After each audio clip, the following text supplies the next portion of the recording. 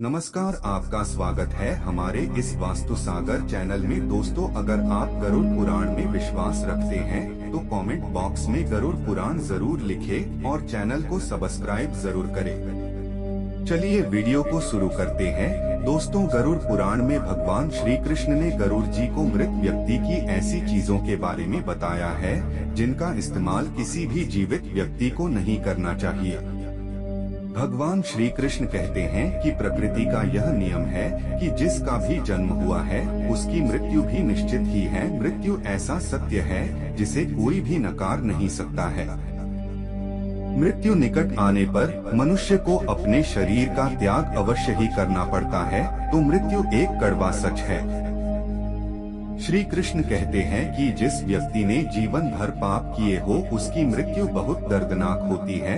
उसे मृत्यु के समय बहुत पीड़ा सहन करनी पड़ती है। यमराज के दूत उस पर बिल्कुल भी दया नहीं दिखाते हैं और उसे अपने पास में बांधकर खींचते हुए यमलोक ले जाते हैं। यमलोक जाने के मार्ग पर उस पापी व्यक्ति को बहुत दुख होता है। वह हाहाकार करता हुआ नरक के मार्ग पर चलता है, लेकिन यम के दूतों को उस पर दया नहीं आती है और वे उसे और पीड़ा देते हैं। श्री कृष्ण कहते हैं कि आत्मा का इस संसार में कुछ भी अपना नहीं है। आत्मा अमर है, उसका कभी अंत नहीं होता है। वह अपने कर्मों के अनुसार बार बार जन्म लेती है। मनुष्य का शरीर भी उसका अपना नहीं है, वह भी उसे कुछ ही समय के लिए ईश्वर द्वारा प्राप्त हुआ है, जो एक दिन पंचतत्वों में विलीन हो जाएगा। किंतु फिर भी मनुष्य इस संसार में जन्म लेकर कई भौतिक सुखों के मुंह में पड़ जाता है। मृत्यु के बाद भी उसका उन वस्तुओं के प्रति मोह नहीं छूटता है। श्री कृष्ण कहते हैं कि जब तक मनुष्य सांसारिक वस्तुओं का मोह त्याग करके संपूर्ण रूप से ईश्वर को अपना नहीं लेता, तब तक वह अलग अलग योनियों में जन्म लेकर पृथ्वी लोक पर ही भटकता रहता है। कभी कभी यह मोह इतना अधिक होता है कि वह मृत्यु के बाद भी इसी पृथ्वी लोक पर भ्रमण करता है, अर्थात वह प्रेत योनि धारण करता है। श्री कृष्ण कहते हैं कि यदि किसी मनुष्य की अकाल मृत्यु हो जाती है तो वह भी प्रेत योनि में चला जाता है और प्रेत योनि में वह अपने ही परिवार के लोगों को दुख देने लगता है। कई बार हम अपने मृत परिजनों की वस्तुओं को उनकी याद में अपने पास रख लेते हैं या उनकी वस्तुओं का उपयोग भी करने लग जाते हैं, लेकिन गरुड़ पुराण के अनुसार हमें मृत व्यक्ति की कुछ वस्तुओं का उपयोग कभी नहीं करना चाहिए, क्योंकि इन वस्तुओं के साथ उस मृत व्यक्ति की ऊर्जा जुड़ी हुई होती है। उस मृत व्यक्ति का उन वस्तुओं के प्रति मोह बहुत अधिक होने के कारण वह मृत्यु के बाद भी उन वस्तुओं से जुड़ा रहता है और यदि कोई इन वस्तुओं का प्रयोग करता है तो उसे कई परेशानियों का सामना करना पड़ता है। वह मृतात्मा उसे कई प्रकार से कष्ट देने लगती है। इसीलिए किसी भी मनुष्य को मरे हुए व्यक्ति की चीजों का इस्तेमाल कभी नहीं करना चाहिए। चाहे तो आप उन वस्तुओं को संभाल कर अपने घर में रख सकते हैं अथवा उन चीजों को नदी के जल में प्रवाहित कर सकते।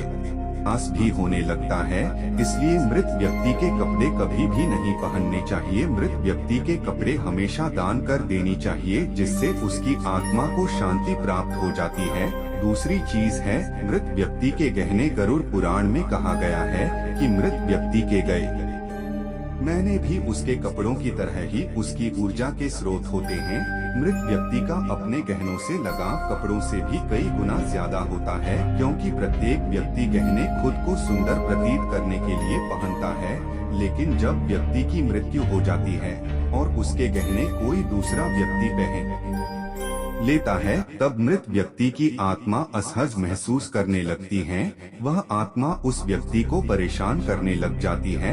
आत्मा मोक्ष की राह पर न जाकर इसी मृत्यु लोक में अपने ही परिजनों को ही परेशान करने लग जाती है। इसलिए मृत व्यक्ति के गहनों का कभी भी इस्तेमाल नहीं करना चाहिए। व्यक्ति की मृत्यु के बाद उसके गहनों को गलाकर अन्य आभूषण करवा लेनी चाहिए, अन्यथा उन्हें मंदिर में दान कर देना चाहिए। तीसरी चीज है मृत व्यक्ति की घड़ी। कपड़ों और गहनों की तरह घड़ी भी एक मृत व्यक्ति की प्रमुख ऊर्जा स्रोत होती है। गरुड़ पुराण में घड़ी के बारे में नहीं कहा गया है, लेकिन अनेकों ज्योतिष शास्त्र यह बताते हैं कि मृत व्यक्ति की घड़ी भी उससे जुड़ाव का कार्य करती है, क्योंकि घड़ी उस व्यक्ति से जीवन भर जुड़ी रहती है और उसके समय का निर्धारण करती है। इसलिए उस व्यक्ति की मृत्यु के पश्चात उसके समय का भी अंत हो जाता है, जिस कारण उस व्यक्ति की घड़ी का कभी भी इस्तेमाल नहीं करना चाहिए। ऐसी मृत व्यक्ति की घड़ी को हमेशा दान ही करना उत्तम माना जाता है।